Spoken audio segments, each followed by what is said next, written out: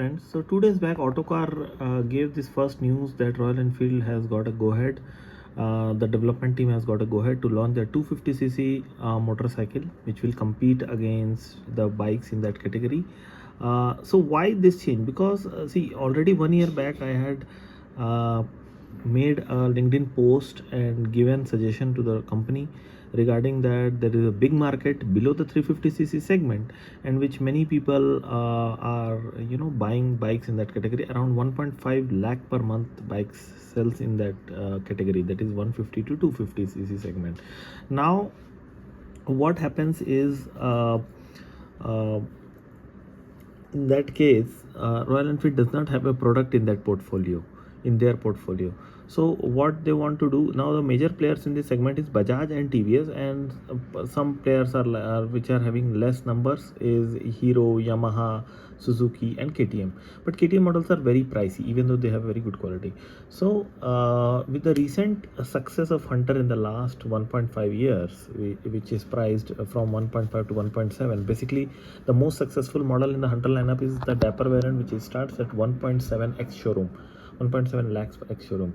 So now what the company is thinking that they will reduce the cc power to from 350 to 250. Now it is still a question whether that will be a long stroke engine or a short stroke engine. Okay, because a long stroke engine have a very good initial torque. Okay, whereas the short stroke engines, they are high revving engines, just and they need liquid cooling, etc, etc. So I think that what Royal Enfield will do now is that they will launch a bike, a scaled down version of the Hunter only, because Hunter is at 1.5 lakhs. So what they will do, they will retain the spoke wheels for the lower variant, which might start at 1.2 or 1.3 lakhs.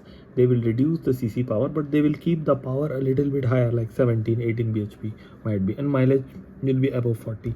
So that ways a new market will open. Many people, because many people still regard Royal Enfield as a premium brand over other commuter brands, so they will definitely prefer this. An example of success in this segment is the Hunter 350. That is now the second best seller in that segment, from 300 to 500 cc segment. So that is it. I mean, I just thought of it 1 year back, and I think the Royal Enfield folks have also took this, or they thought in that regard, because the other players are slowly munching in their segment, so they also want to go in other explore in other segments. So that's why the company has taken this step. Now the new bike, it might have an alloy wheel option also, and it might have a, a spoke wheel option also. So it will be based on the Hunter only. They will use the same chassis, if I am not wrong, but they will reduce for weight further, because Hunter still weighs at around 183 kgs. So if you are having a 250cc motorcycle with 17-18 bhp of power, if it is a long stroke engine, they might have a good torque to pull, but again it will negate the weight will negate the performance of the bike. So they might have more plastic parts now in the additional. Royal Enfields are very bulky, okay, but their seat comfort is very good. So obviously the 250cc motorcycle will have the same proportion as the Hunter 350 with the comfortable seat, and it will have production in which all things will be blacked out and only the tank color will be different. Why? To keep the cost low. Okay, it will not have the price of a classic 350, because classic 350 is their main motorcycle, their flagship, the highest selling motorcycle in their lineup. So they will do the best thing here. They will give all sorts of machining, alloys, everything, but not in the budget segment, that is the commuter segment, which is like the 250cc Royal Enfield, like Hunter. So it is all blacked out. They reduce the cost. The lowest variant will have the spoke wheels reduce the cost.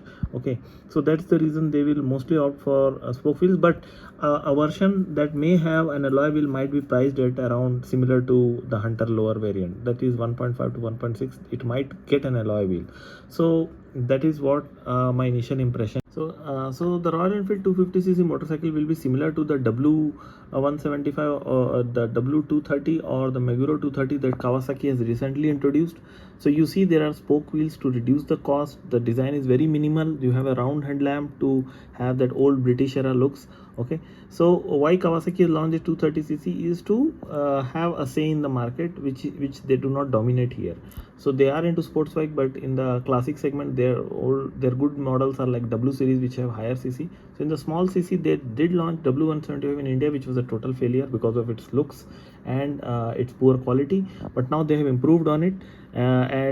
So similarly, Royal Enfield's by motorcycle will look like this only based on the Hunter chassis. Maybe it will be a more sportier because Hunter is definitely a better looker than this. So they will have this round headlamp. The engine will might be short stroke or long stroke. I'm not sure because Enfield's core competence is long stroke engines which have a good low end torque. So they will most probably scale down the Hunter engine and they will do it. Tried and tested. And also they will reduce weight further from 180 to 160 kg because the engine cc is now 250. The power is lesser. It might have 17 to 18 bhp instead of 20 bhp. So that's the reason they will reduce somewhere the weight. Okay, maybe it is the chassis or maybe it is the metal components that Enfield is using. The switch gear, I think they have an old version, also new version. So most probably they will put the current running switch gear model because that will reduce the cost. So it will have share components from the bigger models for sure.